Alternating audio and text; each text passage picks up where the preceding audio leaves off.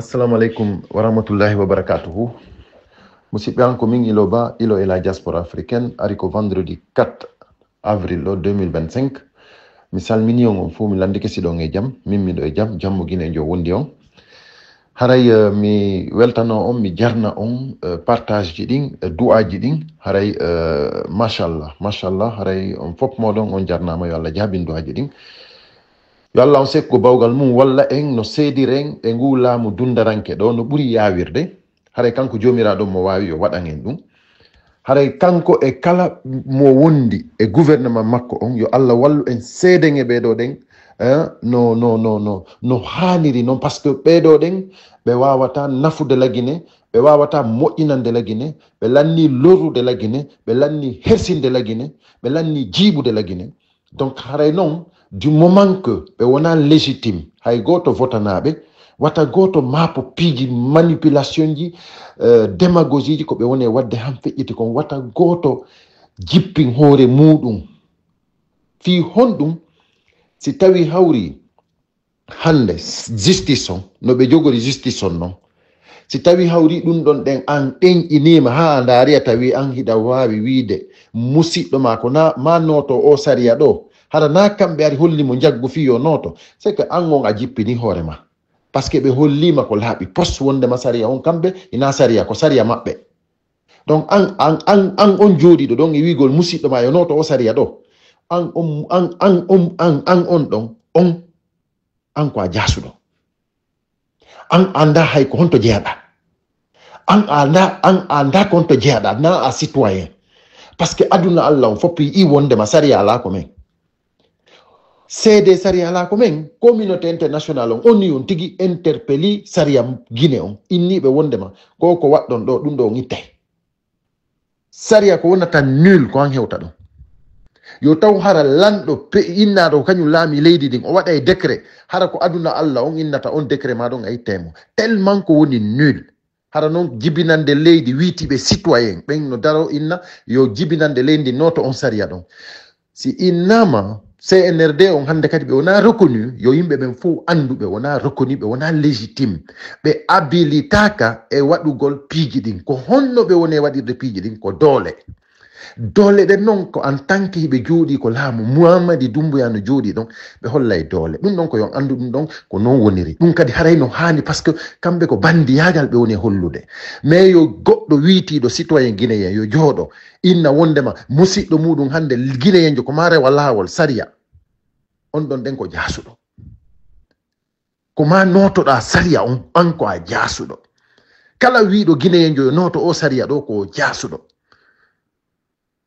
Sina ɗum hande ko duwano ko on foppo moɗon ko yon immo innon yoɓe yaltin Aliou Ba ko woni ɗon no ɓuri yawirde, sina ɗum daroyɗon ko pale.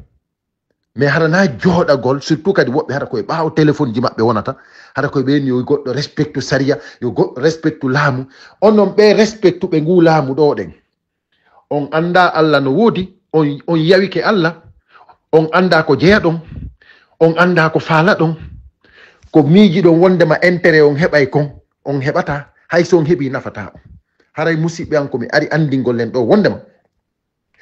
hanki kadi ɓatakuru ɓe yaltiniɗo ɗen ko fédéroɓe UFDG siiji ɗum ɗo fof ko tawa e leydi ko ɓe woni e jiibude leydi nin kon, ɓe jiiɓa fop à tous les niveaux. UFDG noon on wawata jiibude UFDG par ce que UFDG président Cellou Dalein Diallo ko ɓaawo makko iwtira, ko ɓaawo président Cellou Dalein iwtira. Est ce qu'on faami? Min mi toroto kala yewtowo yo andu wondema président Cellou Dalein Diallo hina o Allah o feƴƴa kadi jamfede ko wonɓe wonɗon wiide ɗo de wondema Cellou Dalein yo immo daro, yo immo waɗa ɗum ɗo, yo wattirni. Onon ko on homɓe, onon ko on Allah, onon ɗon sikkude Cellou ko jinna, Cellou ko nelaɗo, Cellou ko banu adama. Est ce qu'on faami? Ko holli on kon ko laaɓi pos, combat digne sans recul, combat laaɓuɗo pos. Si tawi on wawatamo duñude, on wawata immade, onon kadi daro fanke ma ɗum sina ɗum o leyɗon innu kanko yo acci to place makko on, onon kadi imme waɗon parti madum onon kadi imme andi non sellu wondema so iwi awa kanko ɓay o luttata ɗon onon kadi kon alternative modi sifano Aliou Ba woni waɗirde non Aliou Ba ko immiɗo dari kañum holli adunal lan fof kankadi ko alternative e nder fi lamagol lagine ina sellu tum mais ko honɗum yimɓe ɓen kañum jokkiri sellu min mi anda ko honɗum ɓe yimɓe jokkiri sellu quoi hiɓe jokki tun sellu kamɓe ko sellu kon ɗum sellu waɗi sellu ko holli on kon koko laaɓi han tawi onon guinéen on anda ko laaɓiri noon hino laaɓi no feewi no moƴƴi hino yeɗɗi han tawi onon on yiɗa ɗum ɗon hande on daari on tawi ala ko faala ɗon lagine sina ko tuuni e ko yeɗɗa e meere kala ko tuuni kon ko boni kon ko yeɗɗa kon ko woni meere kon hande ko ɗum guineɓe ɓe wullanta